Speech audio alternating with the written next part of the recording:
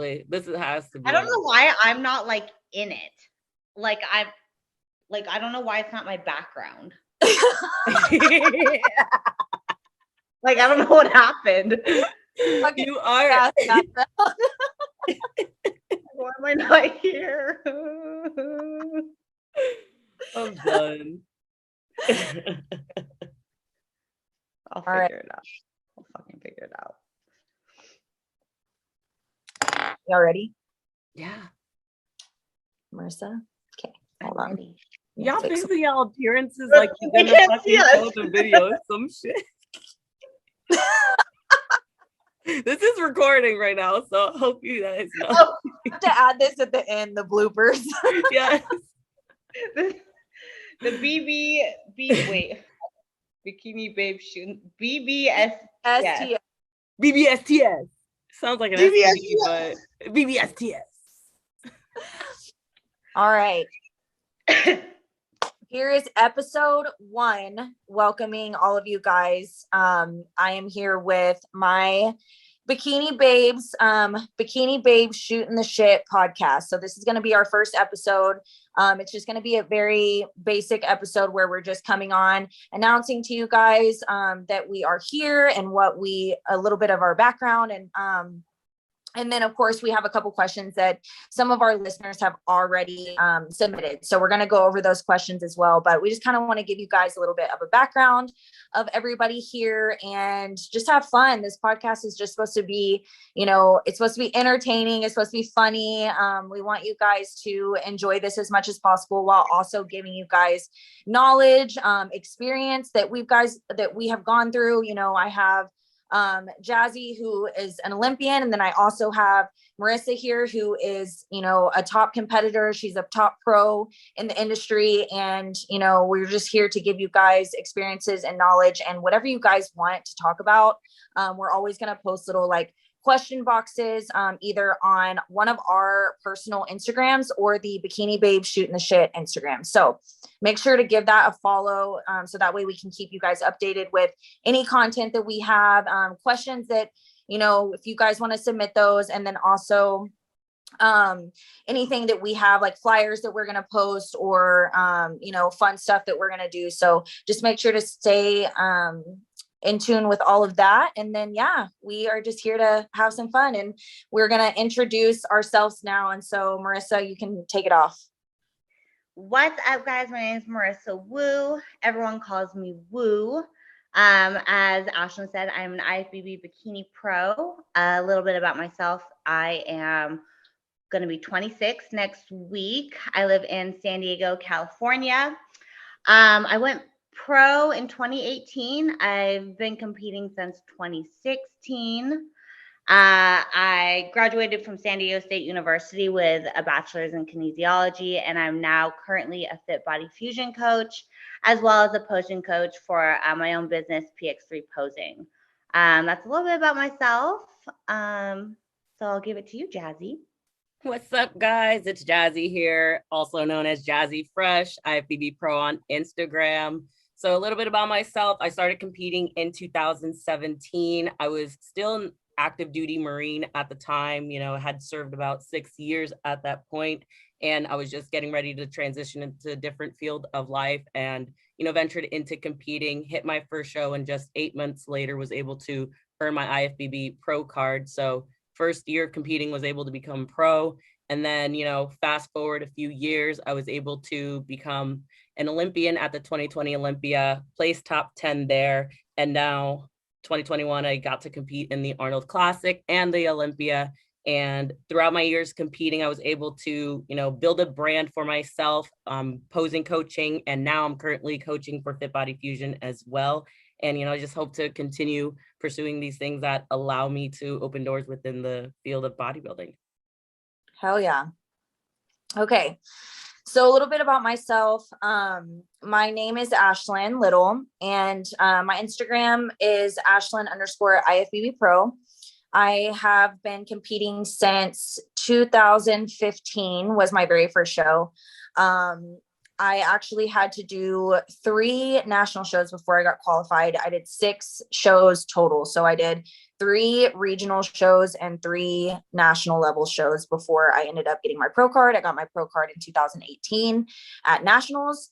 And then I was able to get qualified for the Olympia, for the 2020 Olympia, where I also placed top 10. And then I was able to get my first pro win in 2021. And so I was able to, go to the Olympia again for 2021. So now we are prepping for the 2022 season and hopefully getting another Olympia qualification. We will see. But yeah, I work for Fit Body Fusion as a coach. I'm also a posing coach for Fit Body Fusion as well. I was actually in dental school before I stopped because I just fell in love with competing, and I wanted to coach. I didn't really know that much about it. So I decided to compete and do some lifestyle first. And then in 2020, I started putting people on a national stage where I got 5 pro cards in one shot. So as soon as I started putting girls on national stage, I was able to get every single one of them to go pro, which is it's something very close to my heart, because whenever I was trying to get my pro card, none of this like coaching online stuff really was not popular at all. So it was extremely hard for me to find a coach. So, I just am glad to be able to do this for women. And I love seeing the industry grow so much just because of where I came from and having to start, all the way up, just climbing. So we're here now. I'm coaching over 100 athletes, and I am really excited for the 2022 season. And I cannot wait to not only compete, but watch, my girls continue to grow, and watch Twinny and Jazzy continue to grow as well with the Fit Body Fusion coaching, just because I know, whenever I started in 2019, I had 12 clients. So now, 2 years later, coming up on 3 years, I will be with Fit Body Fusion. I'm already over 100 clients. So y'all are right there behind me. Y'all are coming. Hey, are coming. I need to redo my intro because shit, that was good. This is what happens when I go first. No, I'm excited for all of us, though. What'd you say? I said, what else do you want to add? Retweet. We're all coaches for Fit Body. We all pose. Same goals, But what are your plans? What are your plans for 2022, Marissa? Well, yeah, let's talk about our New Year's goals, our 2022 goals. New Year, guys, it is literally the 1st of January. Yes, it is. Second. Is it the 2nd? I just I thought today was Monday. I was like, okay, first Monday of the year. I'm like, oh, Monday, shit. Okay, so it's 2nd of January. My bad. 2nd of 2022. Okay, episode 1. Okay, let's talk about some goals. So, obviously, one of my biggest goals is, to be right up there on the Olympia stage with you two. That's always been a goal since I've went pro, and it's hard. Our industry, our sport, it's hard to crack that top 5. It's hard to win a pro show, but I'm working. Every year I'm getting better, and I do think this year I've found the right coach with Jamie, the right team, and we're really nailing it in with bringing me into my best every single show. So obviously, first and foremost, that goal is to get onto that Olympia stage, but personal goals outside of competing would be coaching goals, turning more girls pro, bringing more girls to the national stage, and just really growing myself with my knowledge and my experience for coaching, as well as investments. Because I say this every year that I want to get into investing my money, have sleeping equity, but I haven't yet learned. So learning more about how to invest, more about the stock market, and then making moves from there. Yeah, that's my goal. Girl things. Feel it. What about you guys? Huh? Well, the goal is to, win a couple shows this year, but not just, any shows. I'm trying to hit, some bigger, you know, higher tier shows because I've done more so, place top 5 at tier 3, tier 4 shows, which when there used to be tier 3, like tiers in the competition world, but not anymore for bikini. Don't really have tiers. It's more so Olympia, Arnold, and then, you've got the New York Pro, Tampa, the Pittsburgh Pro, these bigger shows towards, that really help you understand where you stand within the cream of the crop. They're the best of the best, but then there's like the top elites. And I want to just try to aim for bigger shows this year and hope to win one of them. That's like my big competitive goal. Of course, getting qualified for the Olympia is the ultimate one, but that's something I would say that, much more of a smaller goal that I've never placed for myself before. Because before it was just, let's try to qualify for the Olympia any way that we can. But I'm trying to now try to separate myself a little bit more into a higher level that I want to see myself at, so if I want to see myself at the top 5 in the Olympia, I have to aim higher. I have to challenge myself and get myself to that standard where I actually stand out in that way. So the goal is just to really bring an insane package this year that I've never seen before on myself. And I'm just really excited to do that under, the care and guidance of Jamie, because I just feel at home in this environment and I feel like I'm going to thrive very well. So off stage, I really just want to put my all into coaching. I just started coaching in October, right after the Olympia. It's something that I've really had a passion for a while, obviously being a posing coach, but now being able to actually coach clients to either, in their transformation, their lifestyle, or even just taking girls to the stage. Just like seeing you, Ashlyn, seeing Jordan, seeing you girls on the team who have like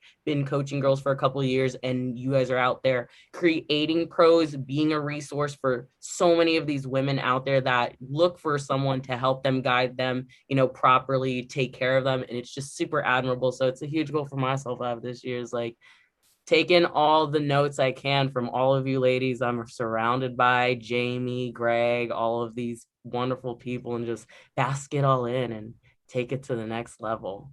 Oh my gosh, I love it. And honestly, I love what you said just about yourself and how you need to put yourself, you want to put yourself at a higher standard. You want to continue to level up. Like, yes, you've always had those same goals, but now it's time to start taking yourself seriously and being like, look, I know what I'm capable of, but I really want to put this, onto the next level, because that's how mentally you're going to be able to continue to level up, not only just with your physique and everything else, because that is something that we do to master with ourselves all the time. So we're constantly working on ourselves, right?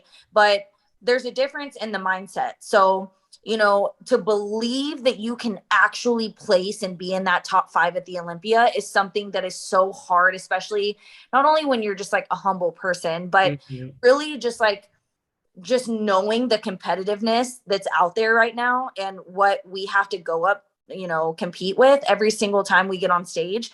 It is very, sometimes it can be a little bit discouraging just because you are seeing all these athletes that, they're freaking incredible, right?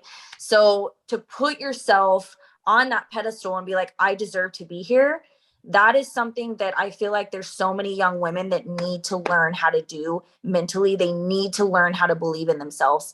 And that's what's going to take you to the next level, whether it be if you're an amateur that wants to get nationally qualified, whether you are an amateur that's nationally qualified that wants to go pro, whether you are an IFBB pro that wants to get in the top 5, or you're an IFBB pro that wants to get in the top 5 at the Olympia, or you want to fucking win the Olympia.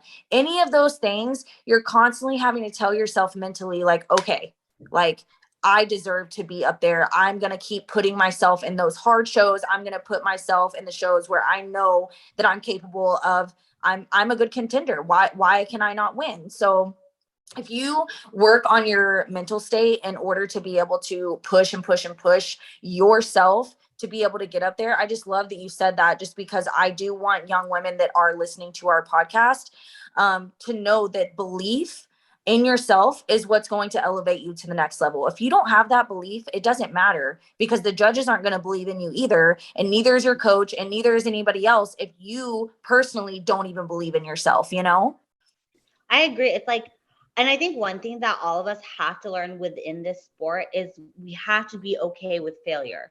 It's okay to fail. It's okay to put yourself out there and take that risk, because if not, you're never going to get to the next level. If you only go to regional shows that there's only a few people in your class because you don't want to go to a competitive show, you're not going to level up. Nationals, there's girls from all over the country that are up to par. They're all ready to go pro. Same with pro shows. I like what Jazzy said. It's like, you don't want to just stick to the easy shows. Go after what's hard, and it's okay if you fail. That's part of this journey, and this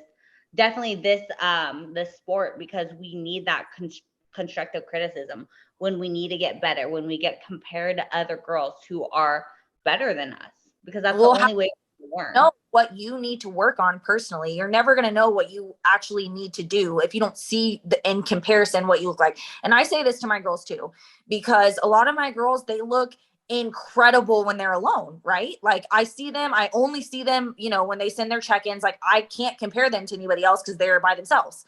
And I'm like, they just blow me out of the water. I'm just like, wow, they look incredible. And then I see them next to other competitive athletes, and then some of their little flaws start sticking out. And that's with us too. That's with me too. It's like, as soon as I see myself by myself, and I'm like, this is the best that I'm bringing. Like and this is the package, right? then you go to nationals. You go to nationals and you see these girls at nationals too, and you're like, damn, these are the girls coming up.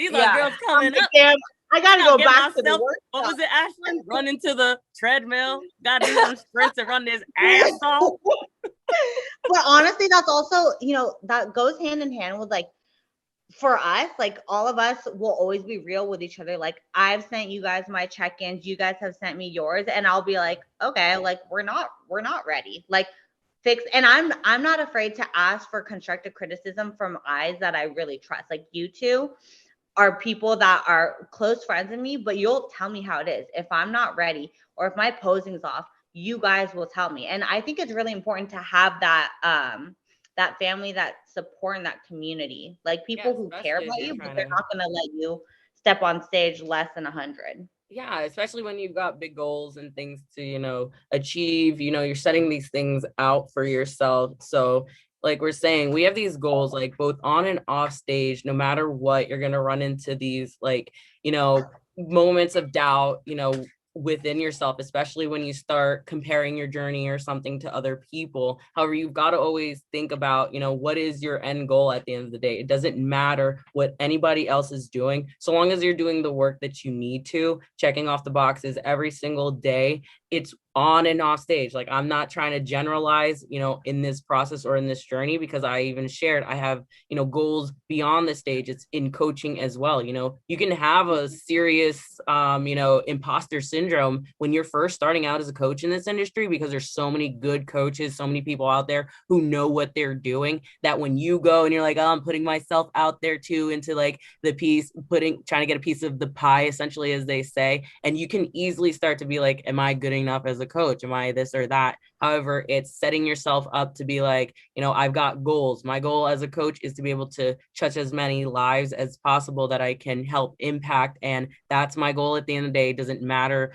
how, what, or whatever anybody else is doing. I'm just going to go after what it is that I desire. It's to be this incredible coach for people to be able to make a change in their lives. So I just have to do all the action steps, that are required to get there, no matter how hard it may be, no matter how many people I may not adapt well with. You come across clients you may not work well with, and they might fire you as a coach. They might leave you as a coach and stuff. And you might at the end of the day be like, oh, what was wrong with me? But it's not you. When you take that out of the equation, you continue moving forward with the action steps.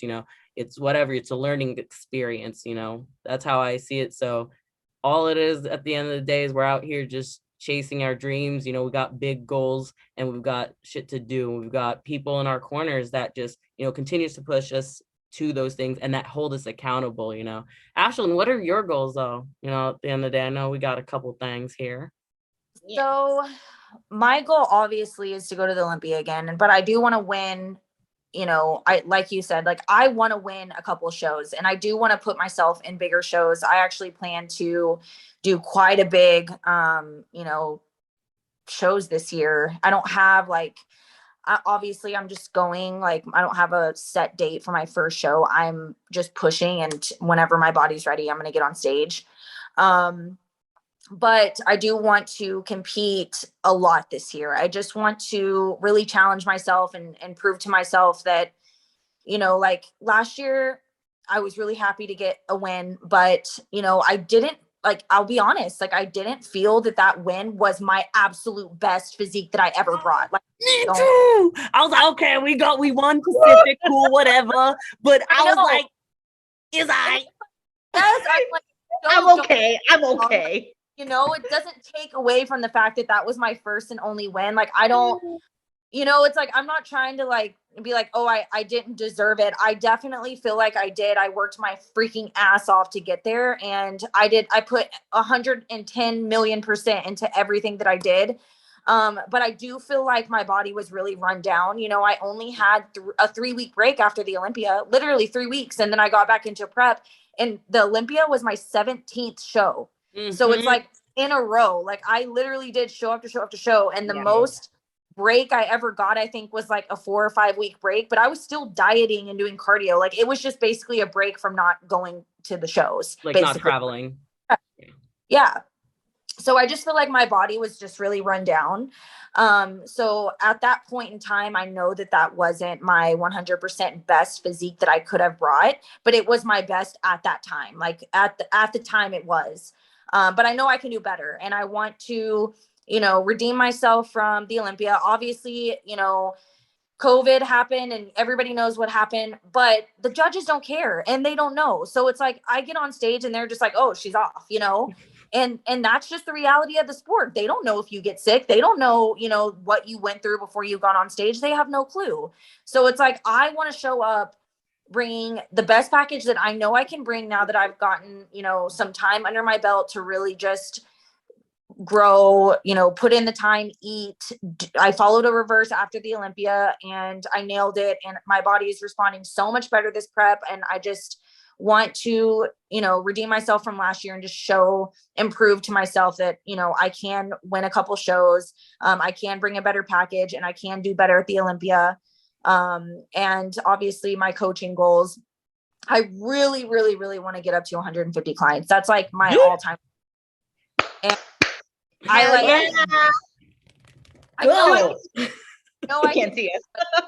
It does take time. It's like one of those things where you just have to continue to like find people, obviously, that are going to work well with you. Not everybody is for everybody. So, you know, like you can be the best coach in the industry and people are still going to want to leave you because they don't like something or whatever. And that's just people. You're just dealing with people. It's a job that you deal with people. And some people, their personalities clash. Some people need something that, you know, maybe I'm not willing to give them, or I can't give them, whatever the case is. Some people need to have their hand held, and I'm not like that as a coach. I don't hold my clients' hands. You know, I give them as much information as I possibly can to help them continue to level up in their journey. And they either take it and run with it, or they don't know what to do with it. And, you know, it's like some people just need a little bit more extra holding of the hand, and that's totally fine, you know, but, you know, that's just not the way that I coach. So, I do want to, you know, just kind of expand my coaching even more. I actually have been talking to Dom, and we do want to start a business. So we're going to do that this year. Hey. And then investing as well. Like you were investing in stocks and all of that. Dom is actually teaching me all that stuff right now. And we're like trying to learn more about it. I know nothing about it. So investing, buying a house, me.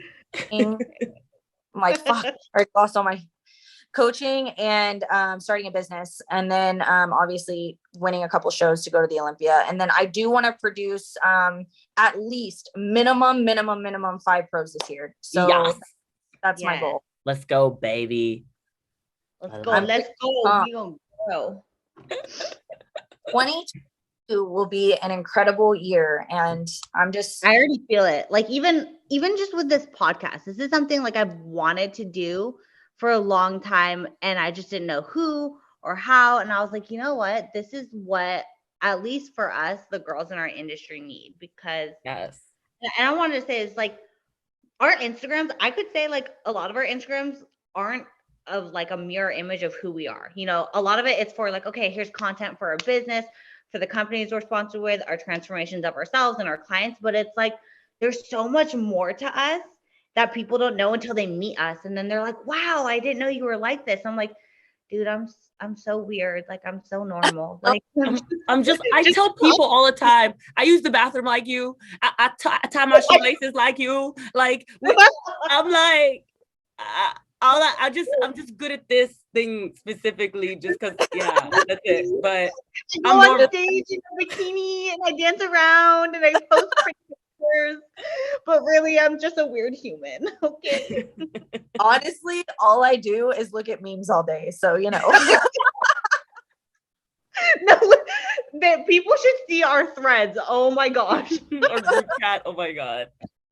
Go to my, it's literally nail designs, memes, and freaking French bulldogs. That's it.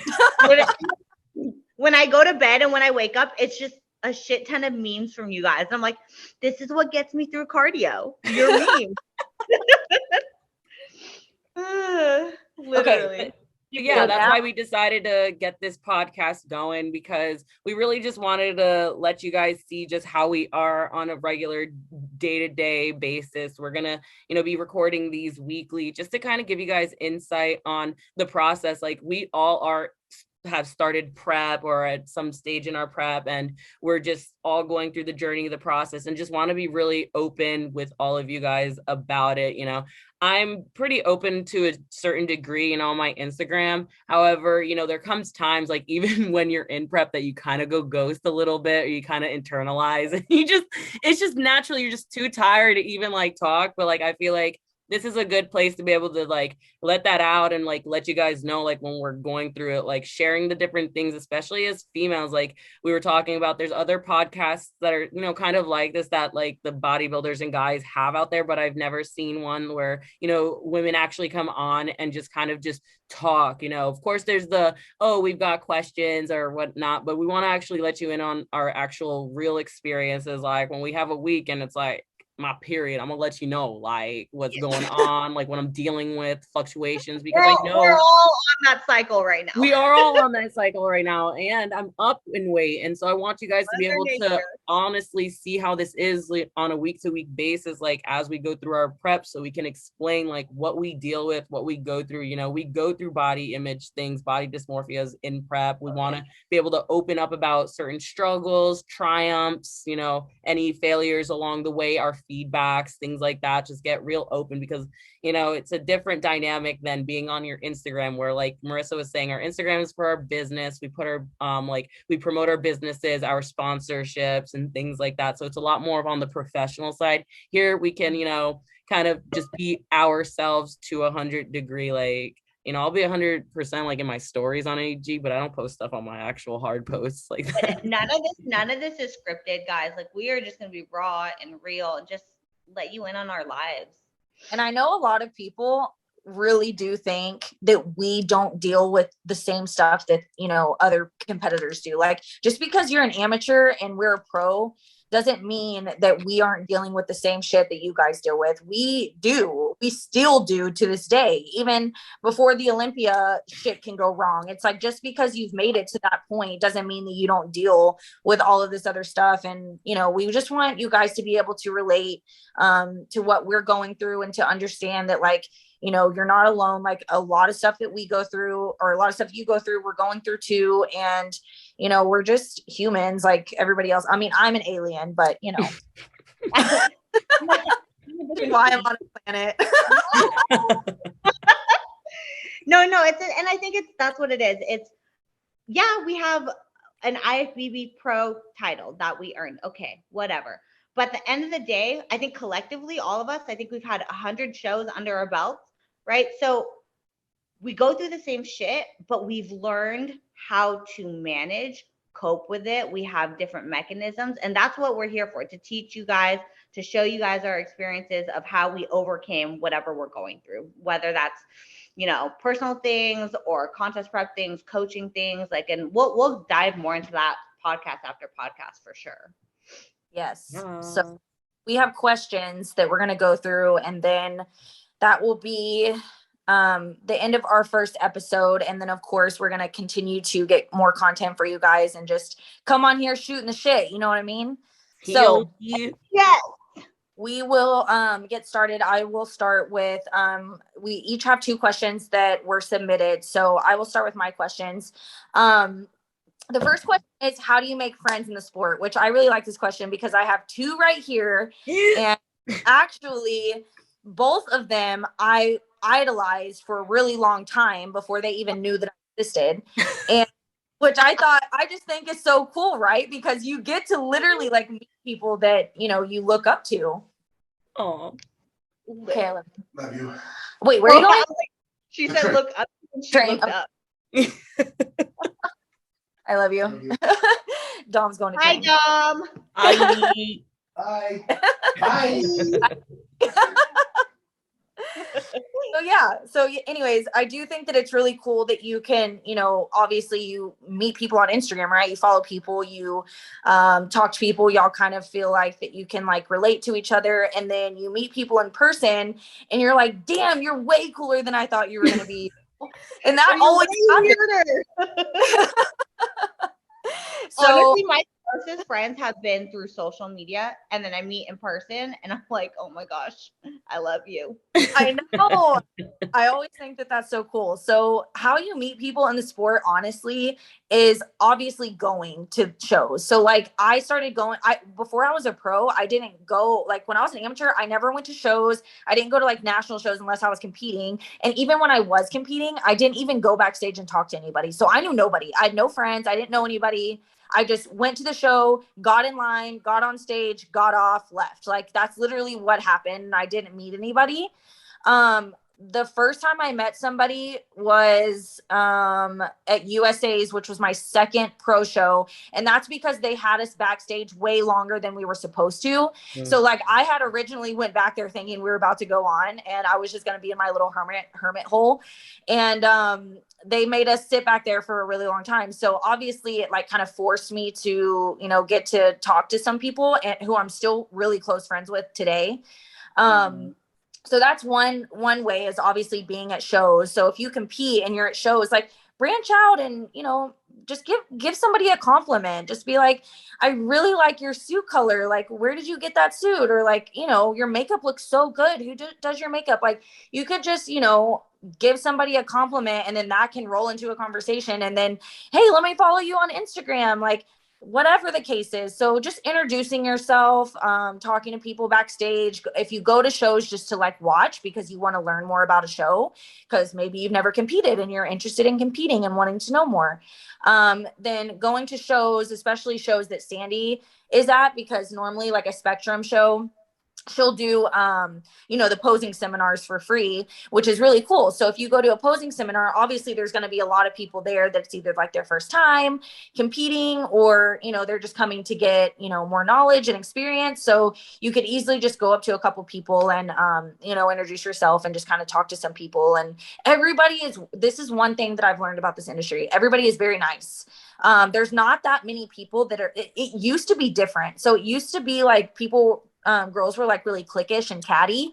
And now it's not like that anymore. There's a lot of those people aren't really in the industry anymore. And now everybody's really, you can pretty much go up to anybody, even, you know, Miss Olympia herself, Jen, and she's like one of the sweetest people that you've ever talked to. So you can just go up to people now and just kind of, you know, conversate, and it's not like it used to be where it's like, ew, I don't know you, go away. It's not like that at all. So yeah.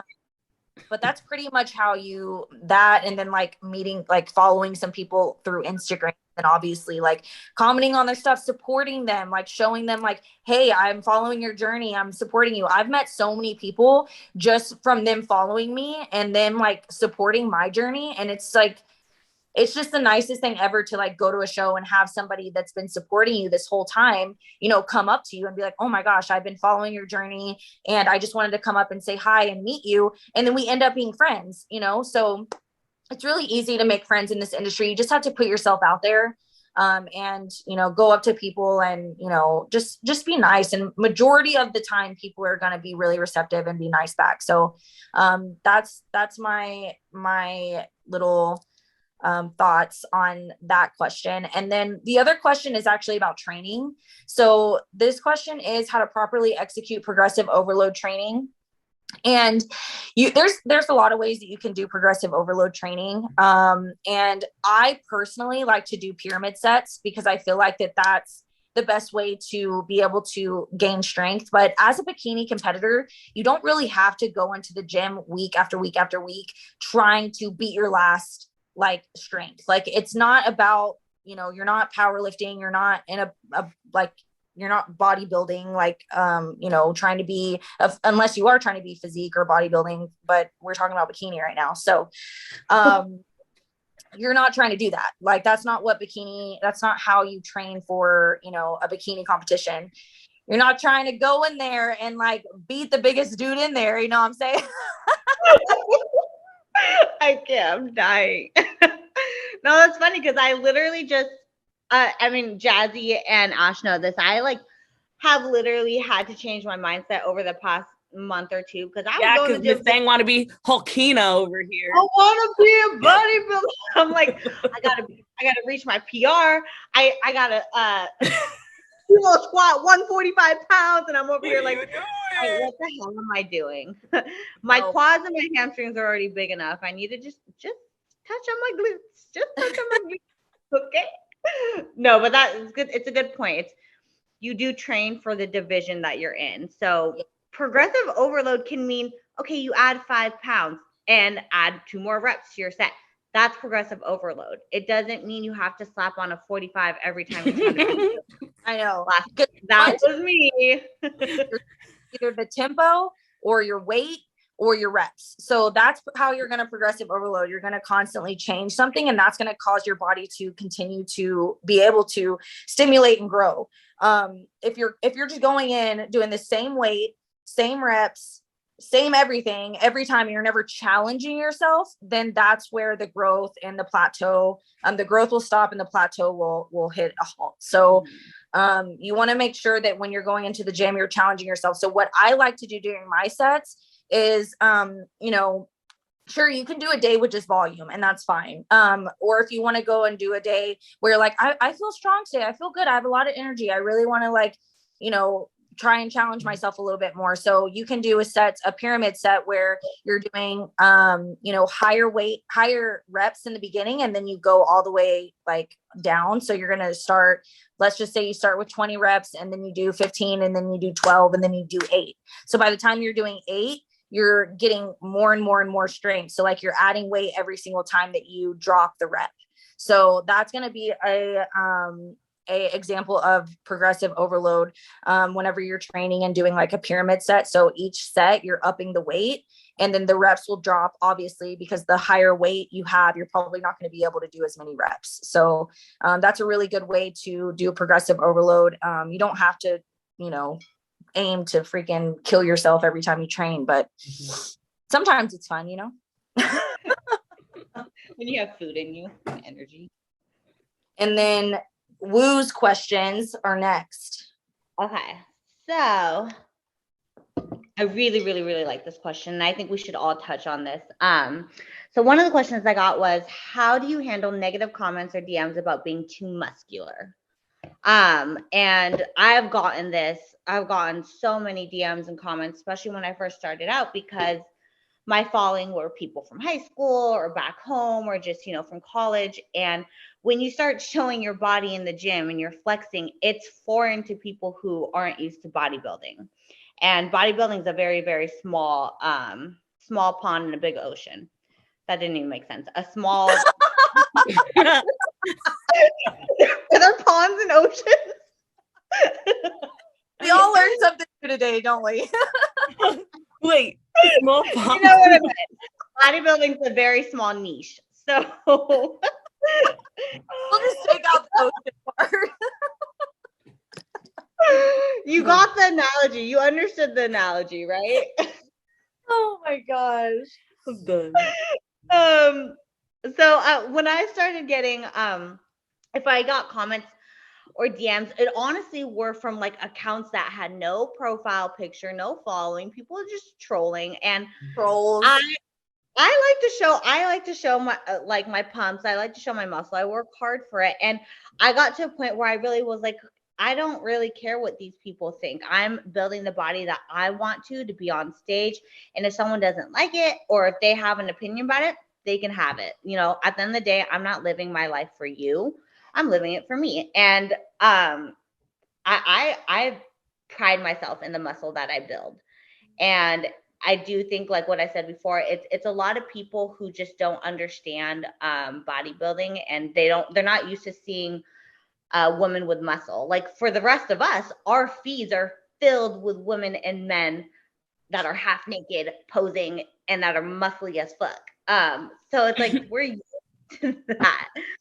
And I think there just comes a point when you're in this industry for long enough that you kind of start either ignoring it or honestly just kind of making it comical. Like if you respond and be like, okay, thank you, bye. But what is your guys' take on it? You know, if you guys ever got negative comments or DMs about being too muscular? Just one time when I was in the military, and that was it. And it was just a guy in person that literally was like, he said something along the lines of like, oh, I don't think girls should be muscular. And at the end of the day, I was just like, well, I'm not the girl for you. I didn't know I was here to impress you. Like, I'm doing this for me. But no, at the end of the day, like, you got to think about, like, you do this for you. Don't do it for anyone else. And everybody's going to have an opinion. You know, we all have assholes, and everybody's going to have an opinion just like You have one? I didn't know. Good to know. Oh my gosh. I'm sorry. I was trying to say an analogy. Like, analogies. Our analogies. Oh my God. Opinions are like assholes, you know, everybody's got one. Yeah, there we go. Okay. But no, seriously, like everyone's gonna have an opinion, whether it's gonna be good or bad. And at the end of the day, you just gotta deal with it or just, you know, ignore it. I just started ignoring whenever somebody had something bad to say. But to be honest, I've never had to deal with it on social media or anything like that. Cause like when I was prior military and in high school and stuff like that, I didn't have social media. So my IGs started when I started competing. Okay. So that was, thank goodness. They were used to that. Okay. Yeah, they were used to it. So I already had people who were within the industry. But if it was like, you know, in person, like I had a few people, you're going to run into people even in your family who's going to have, you know, something to say. Oh, you're so skinny or you're so small. Look at you. You need to eat, things like that. You know, you kindly either, you know, especially if it's family that you're getting negative comments from or anything like that, you just got to like kindly remind them that this is what you're doing, you're choosing to do. And if they continue, it's just, you just have to either deal with it, or you just ignore it, move on from that point. But yeah. Family was definitely the harder part because that their opinions did mean something to me because they were family. But it's same thing, same concept. They just were not used to seeing me like this. So obviously I've been competing since 2016. They're so used to it now. They know when I'm lean, when I'm in off season. They know it's okay to see me in a sparkly bikini dancing on stage. Like they're used to it now. 20, do you have any experience with any comments or DMs being a little too muscular or anything that was negative? Yeah, all the time. I mean, you know, it's anytime you do anything where you're putting yourself out there, somebody, it doesn't matter. It doesn't matter if you are the prettiest woman in the entire world and you literally are flawless. It doesn't matter because there's going to be somebody that's going to be like, ew, she's ugly. Like that's literally just how this world is. And so, you can't take stuff that, first of all, you don't even know who those people are on the other side of the screen. They could be, you never know like what they look like. You don't know what type of person they are. You don't know. And it could just be a bot for all we know, somebody just going on there and, you know, just trolling everybody. Like there's no point in getting upset. Like it doesn't do anything. So it's like, whatever, but, definitely, I just like, I would agree with you, Marissa, when you said about your family. That was hard for me because obviously, like, I didn't come from a family where, like, you know, like eating clean all the time and training and doing all that stuff. Like, I didn't come from that sort of background, and it kind of came out of nowhere. Like, I don't really know what sparked me to want to do this, to be completely honest with you, because like I was in dental school and I never had like a healthy diet. I never trained. Like, yeah, I was a cheerleader in college, and high school and everything, but I never like, it was just like easy for me to be a cheerleader. It wasn't like, you know, I didn't really have to do anything other than just like show up to practice and stuff. So it's not like I was super athletic or anything like that. And I didn't have a love for it either. So I don't know. People are always going to say something. Always. Like, it doesn't matter. It doesn't matter what you look like. You could be, you know, I get told I'm too muscular and I'm too skinny at the same damn time. I'm like, how am I too muscular and too skinny? That makes no sense. They're literally completely opposite. So, it's just people talking shit. It doesn't matter. So it used to affect me, when I first started, because I was insecure. Like, I really was insecure about my body and the way that I looked. And I wasn't really sure, you know, I just wasn't sure about myself yet. I was still just very like timid and shy and just learning my body and learning how to even do this whole fitness thing. Like, I didn't know. So yeah, putting myself out there, it was intimidating. And then I was insecure. So any little comment made me upset. And now I am secure. I am secure with what I'm doing. I know that I put in a lot of hard work to get to where I am, and I'm confident in my body, and whether it's in season, off season, doesn't matter. I love, you know, the body that I have created over time, and I'm happy with it. So as long as you're happy with it, it doesn't matter what anybody else says. True that. True that. Okay, let me go into the second question. How to balance career, school, training, relationships, and competing. So just, you know, wherever you're at in life, how to balance that. I'll let Jazzy go first on this. So balance with career, school, training, relationships, competing, and for you also when you were in the military. Yeah, it was just all about time management. It's just sitting down with yourself and being honest about the time that you have in the day and really mapping it out. There were days when I was still active duty that, you know, I had to be at work by 4:30 a.m. and I had to give instructional classes from then till 11, had like a quick like hour and a half break till I had to come back and do another couple of classes or assist in certain classes, and even be there through the night till like 11 p.m. So that time frame that I had, an hour and a half, I would either have to get my training in or my cardio in, you know, just figuring out where I can put things in, just sitting with my time, especially if you're a busy person and you're either managing, you know, being a parent, and you really have to be down with yourself and you're like, I really want to do this and I need to get my things together. It's all about time management. Of course, I don't have children. However, I was active duty. I was having to obligate my time to my service, and I had to be where they wanted me to be. Like, this had to come second regardless. However, being out of the military, I have more freedoms to say. However, I filled that with a lot of work and school, and, you know, doing competing at the same time. So taking a course load of like 20 credit hours, it was really hard. It wasn't the easiest thing to do. And then I was also working full-time as a posing coach, doing anywhere between 6 to 8 hour session days, like going through 8 hours back to back of sessions while doing school full-time as well, and having to, you know, do my cardios. And there were times, like even towards the end of like going towards my pro card, I was doing 2.5 hours of cardio. So imagine where in the day you're going to fit in just for cardio. That's not even the training session. That's an hour. That's at least 3.5 hours. Throw in another half an hour for posing. That's 4 hours of your day just towards your, you know, obligations for competing. That doesn't include stretching and all of that stuff.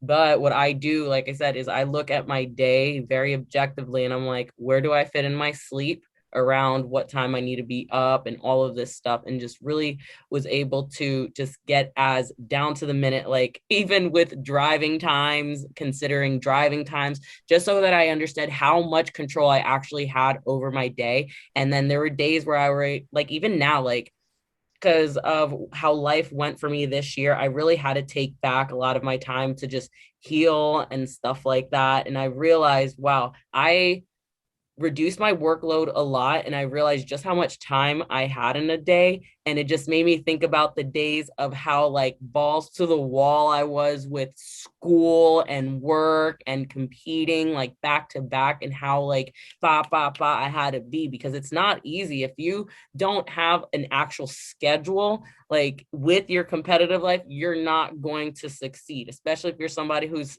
questioning, how do I balance this? There's honestly, I don't think there's such thing as balance. It's just prioritizing what is most important to you, putting your energy towards those things, and also still trying to give time to the other obligations in your life. If there's no balance, it's just a choice to, I have to do this regardless. I chose to compete. I chose to go to school, and I'm choosing to work, and or I'm choosing to be a parent in this with all these other obligations. And now, like I was talking about action steps with any kind of goals or things that you need to accomplish. If you know you are trying to accomplish 5 different things that all require a certain level of energy, you have to, at the end of the day, make a choice to do it. And it's like, how organized can I get with my day to actually put the time that's necessary to be, good in each of these areas, not just, average, but I want to fucking excel in all of these areas. And it's like, do I really have the time? And being real with yourself. Sometimes you're putting too much on your plate, or sometimes you're not doing enough, and there are gaps in your day where maybe you're like scrolling on social media a little extra much, and things like that you don't realize that take away from the time that you can invest in either your relationship, in your schooling, in your career, in your actual, competitive thing. But I definitely had a run of years where I was just grinding in school, and like last year going into the 2020 Olympia, I'm like doing finals up until like that Wednesday before the show, like stressing the fuck out. Like, I have these 2 finals on the Tuesday before, and I have to fly out Wednesday. Like, it was intense, man. But I was able to get it done. Still passed my classes all with at least a B in each class and A's, and was able to get to the Olympia, still place 9th, and be like, I'm dead. I'm done. Like, give me time. You made it. I made it, and that's the thing. You said I made it because I made it happen, So at the end of the day, if it's important to you, you're just going to make it happen. Balance, whatever balance is anybody's definition of balance, because what my definition of balance is could be different from what yours is. You just make it what it is. Exactly. What about you, Twin? You have to like come up with a schedule. That's the main thing, is like, you need to, first of all, put your priorities. So like, what's your priorities? Obviously over bikini or competing. So it's like, if you have kids, like obviously they're your number one priority. It's like your job is your second priority. It's like all of these things. It's like, you need to make a list of like your priorities, and then everything that falls into it, and how much of that time takes up your day, and exactly what you have to do every single day to make sure that everything goes smoothly in your own life. And then, does competing fit in that? Do you have, 1 to 2 hours to fit in for cardio, plus an hour of training? So it's like, do you have those 3 hours to commit just to the training portion? Do you have, time to make meals? If not, are you able to, go to the store, get meals sent to your house? Like, there's obviously ways you can do it, which obviously if you're buying your meals every week, it's going to be more expensive. So it's like those type of things you just have to take into consideration and be like, okay, like, I'm willing to invest, so much money for my meals because I don't have time to do it, and I really want to do this. So you kind of have to weigh out your options, and kind of have to see like what is going to be most important to you, what you have time to do. On a Sunday, do you have time to prep all your meals? Can you take, 2 or 3 hours to cook all your food and prep all your meals, and just have it in, so you can just grab it and go? So it's like, there are things that are doable, but are you willing to go the extra mile to do them? That's the thing. So it's like, it's not just training and eating clean. There's things that go into training and eating clean. There's things that you have to do for that to happen. It doesn't just happen on its own. So it's like, if you want to take this seriously, you're going to have to weigh out the options. I was in the same boat. I was going to school full time, and I worked at a chiropractic office for a chiropractor. I was the assistant and the manager of the office. And I literally was there 10 hours out of my day, every day, Monday through Friday, and sometimes Saturdays, because he would ask me to come in and do overtime on the weekends. And a lot of times I would, because I needed the money. So it's like, I was always working, and I did two national shows while I was working there, 2 different years. So like, it was doable. You know what I would used to do whenever my boss would tell me that I couldn't eat? I would take my ass to the restroom. I would sit on the toilet and I would eat my meal, and then I would go back to work. That's exactly what I did. So it's like, sometimes that has to happen. It's like, okay, well, I have to have a third meal during the day, and it's a small meal. It's not like it's anything that's big. So I would literally just take my purse, go into the restroom, eat my meal, and then come back to work. And it's like, sometimes you just have to do that. So it really just depends on, you know, what you're willing to do, how far you're willing to go, you know, how much sleep you need in order to function. I had to be up at 5 a.m. every day to do my cardio. I had to leave the house by 6:30, 6:37 with traffic. So it's like, and a lot of times I was late. I'm not gonna lie. I was late a lot because I was doing all my shit in the morning that I had to do. And luckily my boss was okay with it. Because I wasn't late to like, it's funny, actually, I wasn't late to like my actual job. I was always late to the meeting. So we had a meeting before the place opened, and the meeting always started at 8, and I was always there at like 8:15.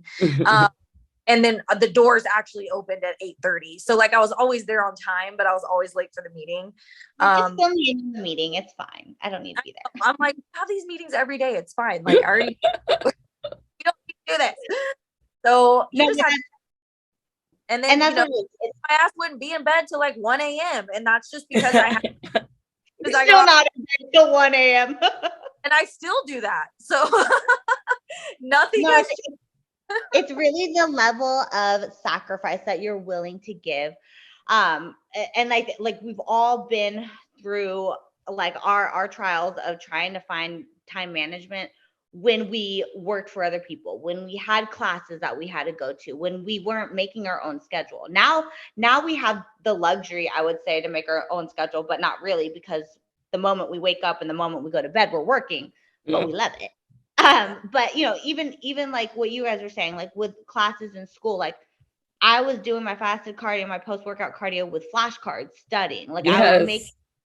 I could kill 2-3 birds with one stone. And that's what it comes down to. And I, like you guys mentioned, like people who are parents, I applaud you guys. Like, I don't know how you take care of little humans running around and prepping your meals and getting all your workouts done. Like, kudos to you guys.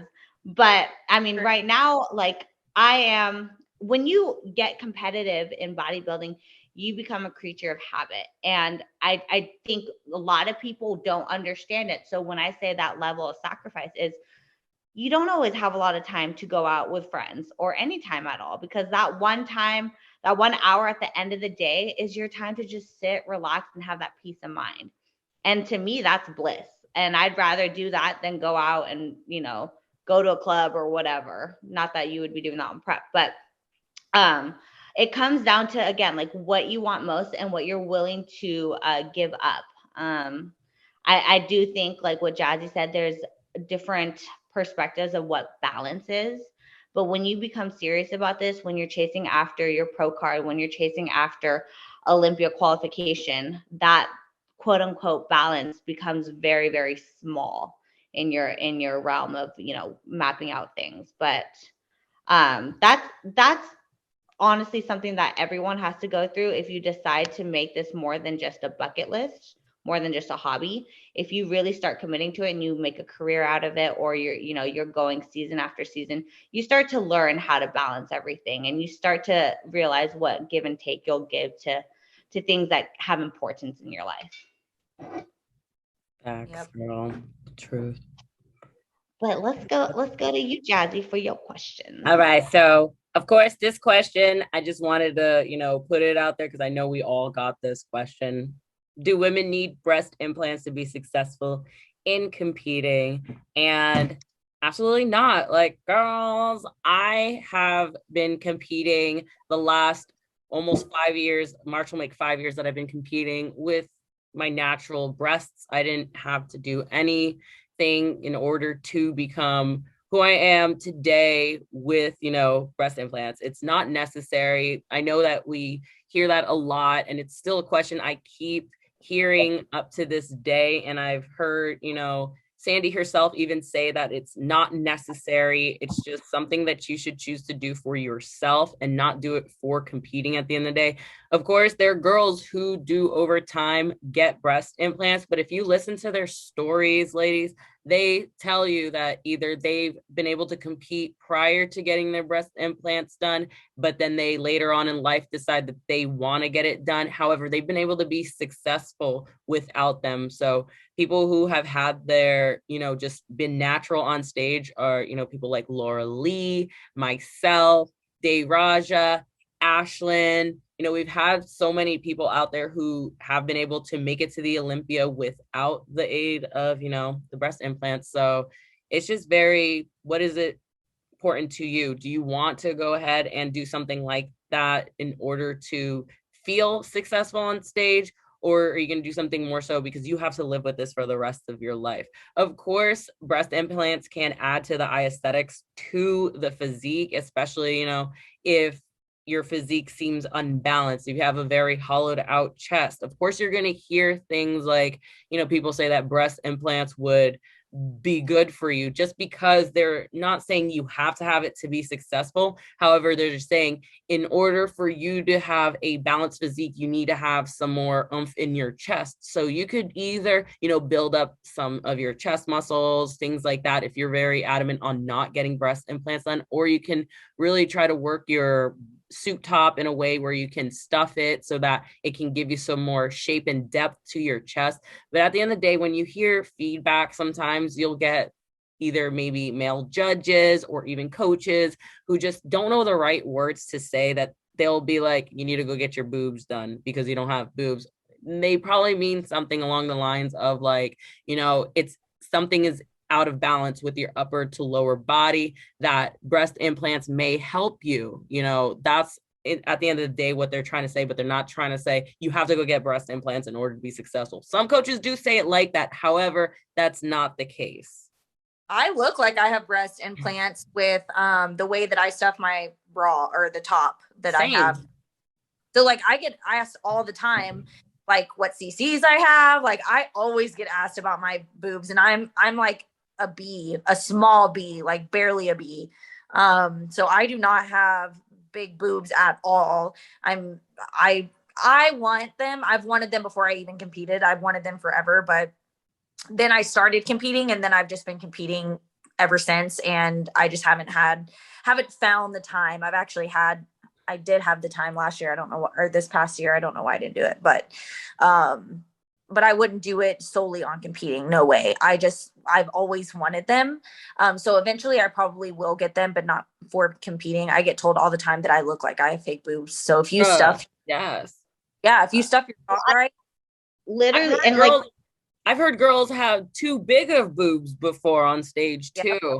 So like, it's not a matter of like, oh, you have to have breast implants. It's the balance thing. If a girl's breasts are too big on stage, it's distracting. It's throwing off the balance of the physique. So there's both ends of it. You know what I'm saying? So you got to then sit back and be like, what's the core thing? It's all about how the physique looks overall in terms of balance and stuff like that. And then you've got to like think, is there anything I can do to work on it myself in terms of maybe add more depth to my chest muscles? Because I know a lot of girls out there say, I don't work out chest. I'm like, cool. I didn't work out chest for a while till I got with Jamie and I started working on it and actually added a little bit more oomph and depth and just a little bit more fullness to like the upper body that I needed, because I was always told I'm lower body dominant and I never really trained upper body like that. Like it would be just a kind of like a pump or something like that over the years, never anything structured till, I got with Jamie and started training my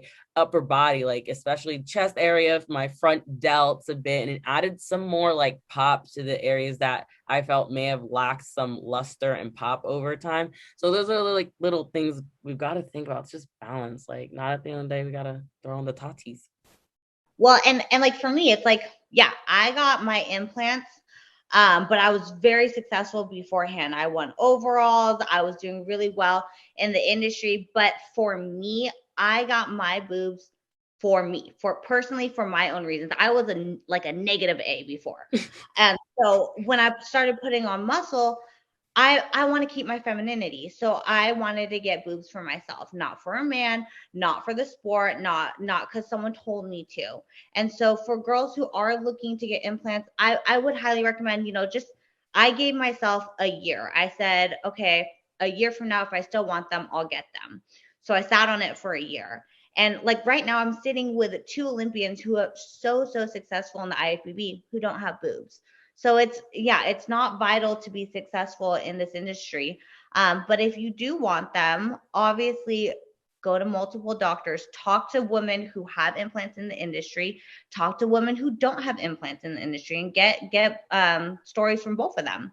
And then obviously I know like you guys have talked about getting them, but it's like for me, I got a revision last year because I outgrew my old implants, because my first implants, I wanted them to look really natural. And now I'm like, okay, I put on a lot more muscle over the years. I'm going to continue to put on muscle.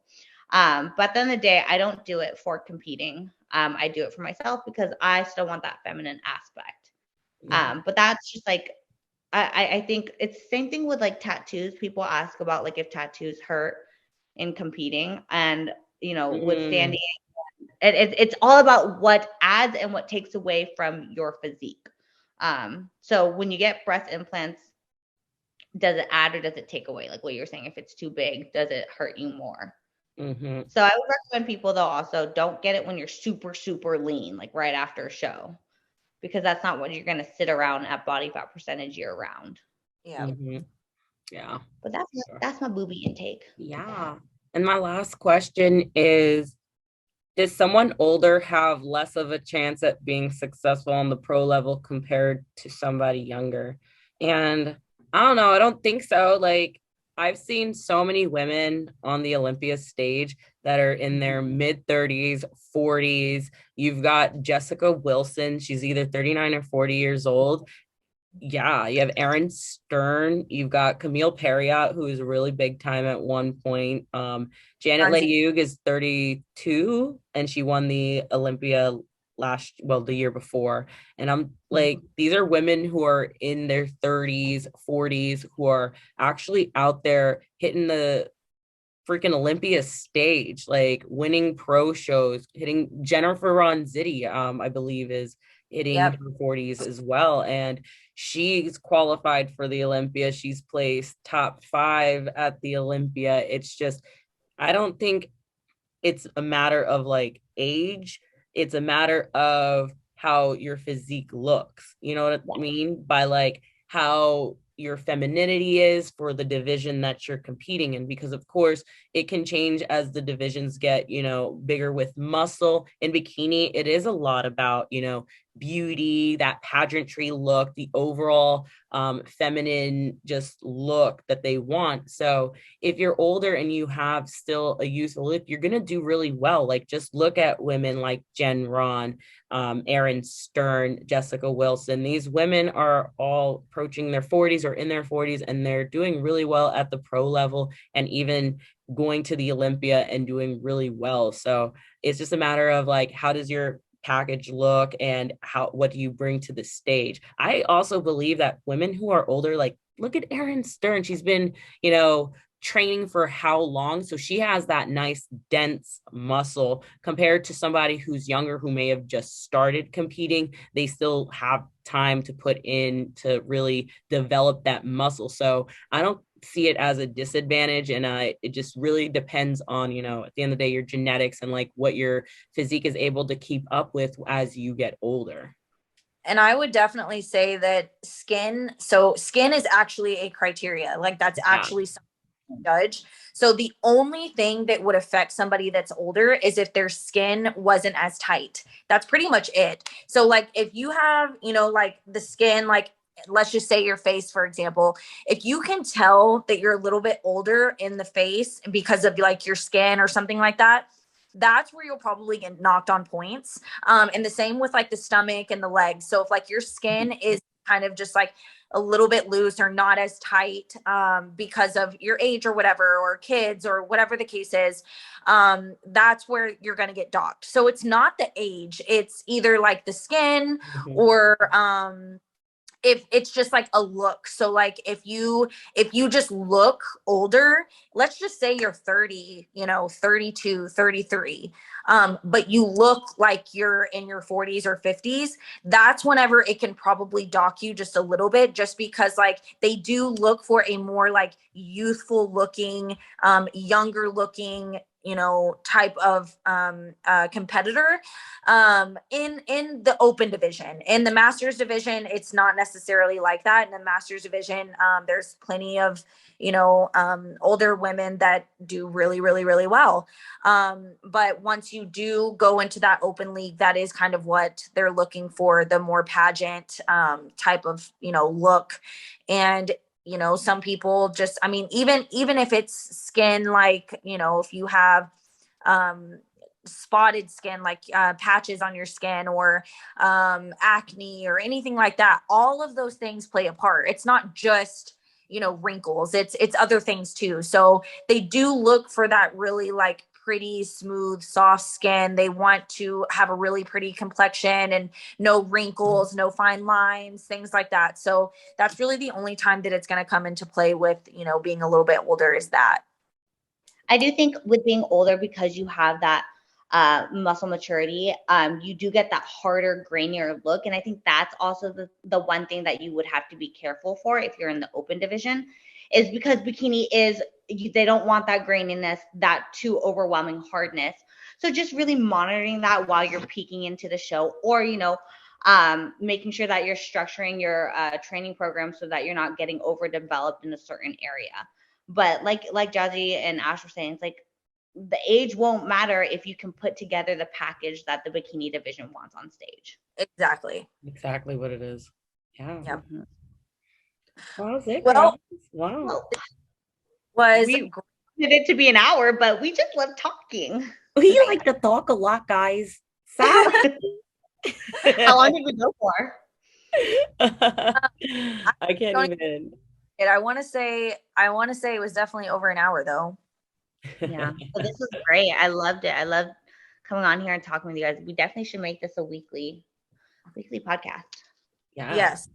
And we just want to obviously thank everybody for tuning in, and we're going to be recording and putting up our episodes weekly.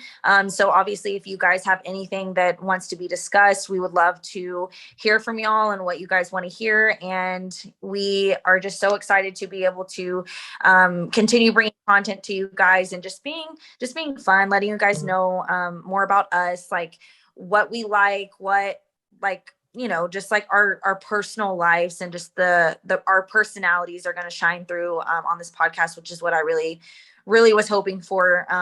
Cause we got two badass women with me, and I'm just really excited to be share and show you guys all the experiences and fun stuff. So we have a lot of stuff that'll be planned, and of course we'll have guests and stuff like that on too. So that'll be fun to be able to hear from, guests. And if there's anybody that you guys want to hear from, please be sure to send me a DM, or Jazzy or Marissa or the page. And we will definitely make sure that we reach out to those people and try to get them on here. Yes. And Happy New Year's. Love you guys. Happy New Year, peepees. Let's our goals. And then I don't know how you stop this thing. Do you? I got it. Let's do it like this. How do you stop this? I got it. Stop recording.